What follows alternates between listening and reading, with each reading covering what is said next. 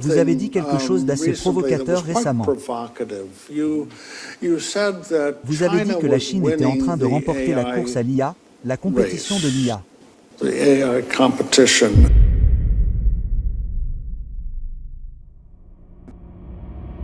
Le PDG de Nvidia, Jensen Huang, a déclaré récemment quelque chose que peu de dirigeants américains osent dire publiquement. La Chine est en train de gagner la course mondiale à l'intelligence artificielle. Ce n'est pas une phrase sortie de son contexte. Ce n'est pas non plus une provocation gratuite, mais un constat technique, industriel et stratégique. Et venant de la part du PDG d'une des plus grosses entreprises mondiales des puces d'IA, on ne peut que le prendre au sérieux. Que voulait-il dire exactement? Dans quel domaine la Chine avance-t-elle vraiment? Si le patron d'Nvidia vient à se prononcer sur la suprématie chinoise, il doit bien avoir ses raisons. Et ici, nous allons regarder ça de plus près. Salut à toi et bienvenue dans cette nouvelle analyse. Aujourd'hui, nous parlons d'actualité de l'intelligence artificielle. Si ce genre de sujet t'intéresse, abonne-toi, like et surtout partage. Nous allons maintenant commencer, alors prends place.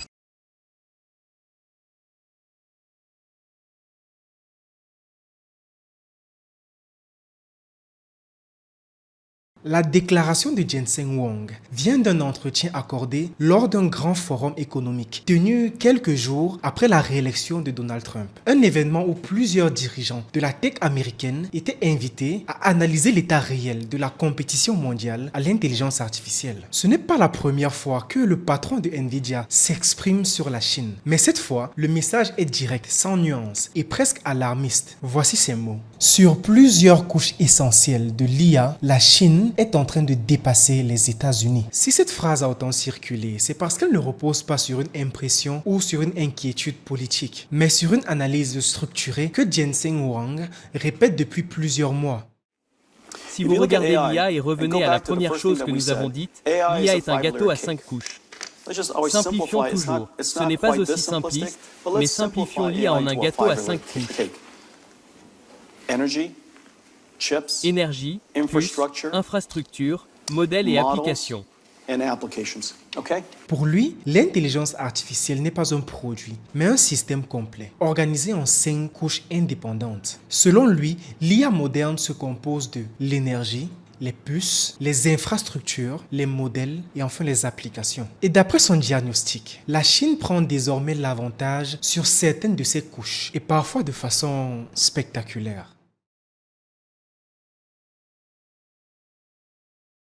Jensen Huang utilise une métaphore simple. L'IA est un gâteau à 5 couches. Chaque couche repose sur la précédente et un pays ne peut dominer l'IA que s'il maîtrise les 5. Couche 1, l'énergie. Avantage, la Chine. Et cependant, sans énergie, comment pouvons-nous construire des usines de puces, des usines de systèmes informatiques et ces centres de données d'IA? Selon Jensen Huang, le premier facteur décisif, celui qui conditionne tout le reste, c'est l'énergie. Il affirme, la Chine possède 2 fois plus d'énergie disponible que les États-Unis. D'ailleurs, pour mieux comprendre, je vous invite à regarder ma vidéo sur le plan énergie illimitée de la Chine. Ce constat, loin d'être anecdotique, change complètement la lecture du rapport de force. Les centres de données, les supercalculateurs et ce qu'il appelle désormais les usines d'IA et iFactories sont des infrastructures extrêmement énergivores. Sans une alimentation massive, stable et bon marché, aucune nation ne peut prétendre dominer l'ère de l'intelligence artificielle. Or, pendant que les États-Unis débattent encore du coût et du rôle de l'énergie dans leur stratégie industrielle, la Chine avance à grande vitesse. Elle investit simultanément dans le nucléaire pour assurer une production stable, le charbon propre pour maintenir une puissance de base énorme, les énergies renouvelables pour soutenir la croissance future. Pour Huang, cette réalité est fondamentale. Sans l'énergie, pas d'IA. Et aujourd'hui, sur ce terrain précis, la Chine a déjà pris une sacrée longueur d'avance. Couche 2. Les puces. Avantage, États-Unis. Nous avons des générations d'avance. Nous avons des générations d'avance sur les puces, et je pense que tout le monde le reconnaît. Sur le terrain des semi-conducteurs, Jensen Huang ne tourne pas autour du pot. Selon lui, les États-Unis ont aujourd'hui plusieurs générations d'avance grâce à des acteurs comme Nvidia, AMD, Intel ou encore TSMC. Oui, parce que même si l'entreprise est taïwanaise, elle alimente l'écosystème américain en priorité. Mais juste après avoir affirmé cet avantage, il lance un avertissement que beaucoup préfèrent ignorer. Quiconque pense que la Chine ne peut pas fabriquer passe à côté d'une grande idée. Quiconque pense que la Chine ne sait pas produire en masse se trompe. Et leurs coûts industriels sont aujourd'hui beaucoup plus bas que les nôtres. Ce point change tout. Si les Américains mènent en innovation, les Chinois dominent déjà en fabrication. Et leur modèle industriel est conçu pour rattraper, puis dépasser leurs concurrents. Et avoir la capacité de produire autant en masse avec une telle fiabilité et avec des coûts si bas, en soi, c'est une innovation. Le PDG d'NVIDIA rappelle quelques réalités stratégiques. La Chine subventionne à 50% l'énergie pour les fabricants de puces. Les coûts logistiques y sont quasiment inexistants. Huawei progresse extrêmement vite dans les puces IA, notamment avec les alternatives aux GPU NVIDIA. En résumé, les États-Unis innovent plus vite dans ce secteur, mais la Chine, elle, construit plus vite. Et dans l'ère de l'IA, celui qui fabrique à grande échelle finit toujours par rattraper celui qui innove. Surtout si les marges, coûts, énergie, logistique sont aussi radicalement en faveur de Pékin. Ce qui nous mène à la couche numéro 3, l'infrastructure. La Chine construit plus vite. Et donc au niveau des infrastructures, leur vitesse de construction est extraordinairement élevée parce qu'ils sont des constructeurs. C'est l'un des passages les plus frappants de l'intervention de Jensen Huang. Pour illustrer l'écart de vitesse entre les deux nations, il emploie une comparaison volontairement choc. Je cite: « Construire un centre de données IA aux États-Unis prend environ 3 ans. La Chine construit un hôpital en un week-end. » Cette phrase résume à elle seule le décalage structurel qui s'est installé. En Chine, les infrastructures dédiées à l'intelligence artificielle, notamment les AI Factories, ces énormes centres de calcul destinés à entraîner et opérer les modèles, sortent de terre à un rythme fulgurant. Les chantiers avancent sans lenteur réglementaire, sans blocage administratif et avec une coordination quasi parfaite entre l'État et les industriels. Le pays bénéficie d'une capacité d'exécution qui lui permet de bâtir plus vite, moins cher et à une échelle difficile à égaler. Aux États-Unis, la situation est radicalement différente. Même lorsque les financements et les acteurs privés sont au rendez-vous, les délais administratifs, les normes environnementales, les autorisations de construction et la lourdeur institutionnelle ralentissent considérablement la cadence. Pour Huang, cette lenteur n'est pas un simple délai organisationnel. Elle représente un handicap stratégique majeur, car s'il y a réellement une course industrielle, alors la nation qui construit plus vite prend mécaniquement l'avantage. Et sur ce terrain-là, la Chine est en train de dévancer largement l'Occident. Selon lui, cette avance d'infrastructure pourrait à terme compenser, voire dépasser l'avance technologique américaine dans les puces. Et cet argument à elle seule a déjà de quoi terrifier l'administration américaine. La grande couche linguistique, la couche modèle, les modèles de frontières des États-Unis. Nos modèles de frontières sont incontestablement de classe mondiale.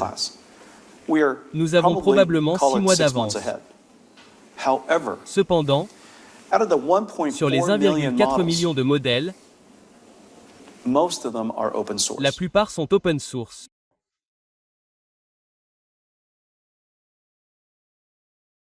Pour Jensen Huang, il est essentiel de comprendre que les États-Unis et la Chine ne jouent pas la même partie lorsqu'il s'agit des modèles d'intelligence artificielle. D'un côté, les États-Unis dominent clairement le secteur des modèles propriétaires. OpenAI, Anthropic, Google, Meta ou encore Perplexity développent des IA de pointe parmi les plus avancés au monde. Cette excellence sur le haut du panier n'est pas remise en question par Huang. Mais attention, parce qu'il ajoute immédiatement un élément que beaucoup ignorent. Sur le terrain de l'open source, la Chine est très largement devant. Et pour lui, cet écart change tout. Les modèles open source ne sont pas de simples alternatives gratuites. Ce sont les fondations sur lesquelles se construisent la recherche universitaire, l'innovation industrielle, l'éducation, la formation des talents et l'émergence de milliers de startups. Sans open source, impossible de démocratiser l'accès à l'IA. Impossible de permettre aux chercheurs, aux développeurs et aux petites entreprises de créer, d'expérimenter, d'apprendre.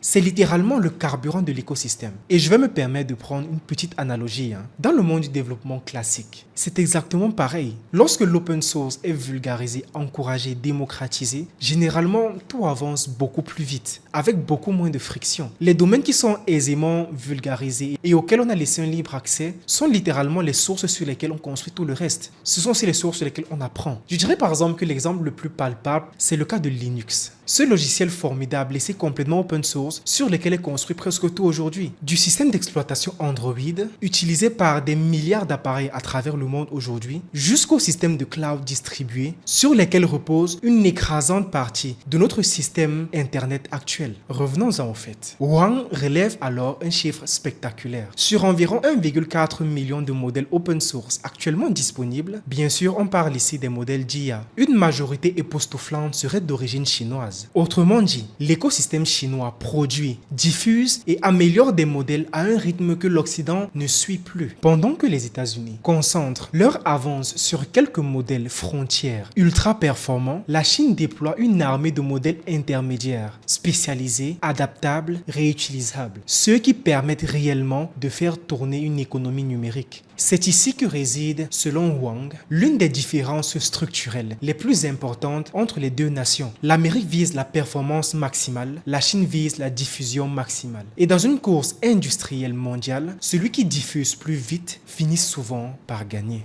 Ils sont bien en avance sur nous en matière d'open source et de la couche supérieure des applications. Si vous deviez faire un sondage auprès de leur société et de la nôtre et que vous leur demandiez si l'IA est susceptible de faire plus de bien que de mal, ils vous diraient que dans leur cas, 80% diraient que l'IA fera plus de bien que de mal.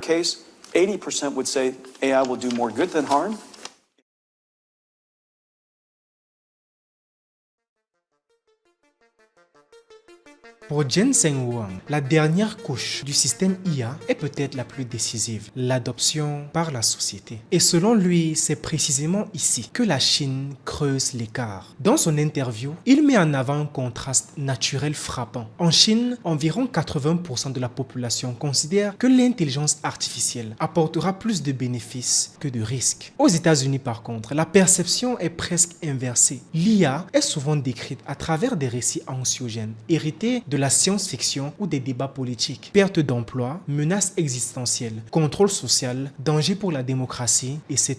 Ce contraste d'ailleurs est intéressant et inhérent au pays dont les présidents changent tous les 4 ans, régulièrement. Je dis ça, je dis rien. Cette différence d'attitude change tout. En Chine, l'optimisme technologique facilite l'expérimentation. Les entreprises intègrent l'IA plus rapidement. Les administrations testent dans leurs procédures. Les universités encouragent sa diffusion et les citoyens acceptent massivement de nouveaux usages. On a des exemples avec les robots policiers, les paveuses automatiques pour la construction de routes et j'en passe. Le résultat est flagrant. Les applications concrètes dans la santé, la finance, l'industrie, l'éducation ou les services publics émergent beaucoup plus vite qu'en Occident. L'IA n'est pas seulement un concept ou une innovation de laboratoire, c'est déjà un outil du quotidien. Jensen Huang insiste et réinsiste sur un point clé. Dans chaque révolution industrielle, ce n'est pas le pays qui invente la technologie qui gagne, mais celui qui l'applique en premier et le plus largement. C'était vrai pour l'électricité, pour l'automobile, pour Internet. Et selon lui, ce sera encore plus vrai pour l'intelligence artificielle. Une société qui adopte massivement l'IA crée un effet boule de neige. Davantage de données, davantage de talents, davantage d'innovation, davantage de start-up et donc une accélération continue. Autrement dit, même si les États-Unis conservent une avance sur les modèles propriétaires, la Chine pourrait prendre l'avantage économique global simplement parce qu'elle va plus vite dans l'intégration de l'intelligence artificielle dans la vie réelle. Pour Wang, la bataille ne se joue pas seulement dans les laboratoires, mais dans les usages.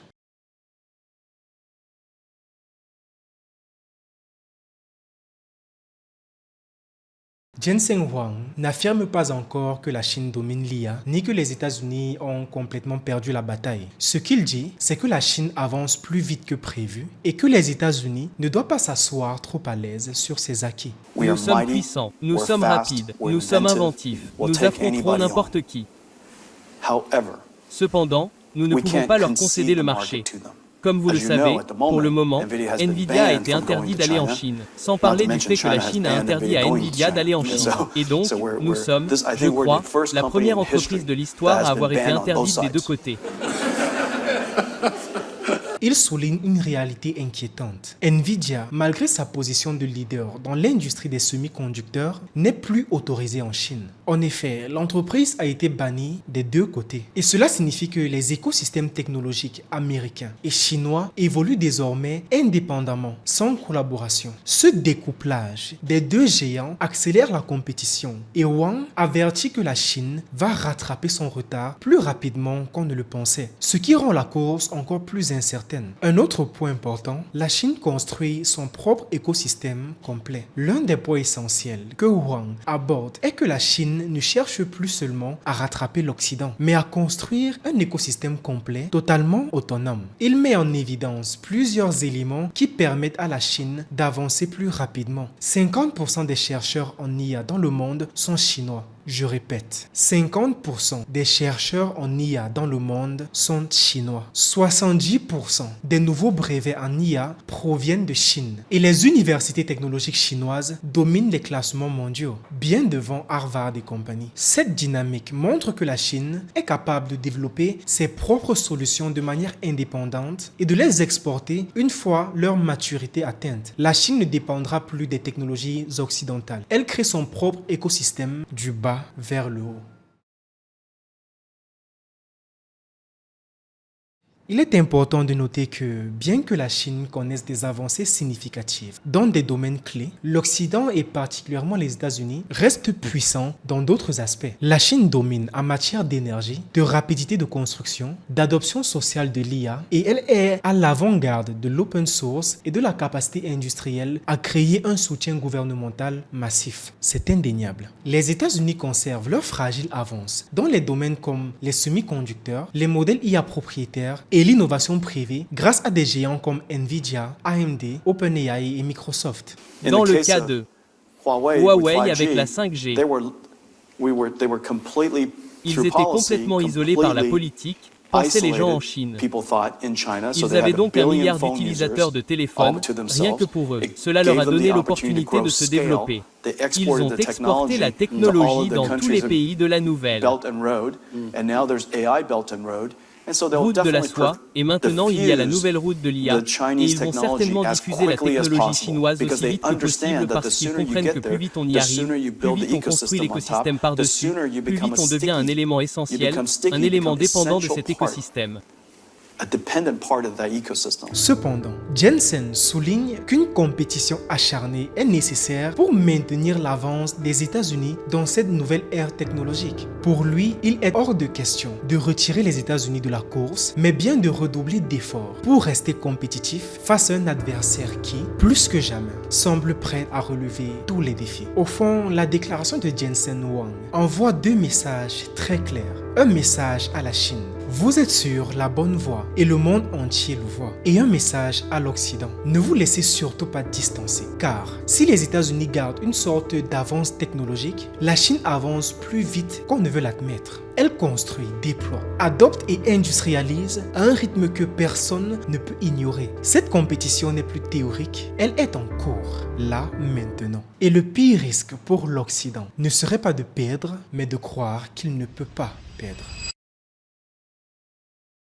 Merci d'avoir regardé jusqu'à la fin. Abonne-toi et partage pour booster la vidéo. Sur ce, on se dit à la prochaine fois pour une nouvelle exploration technologique.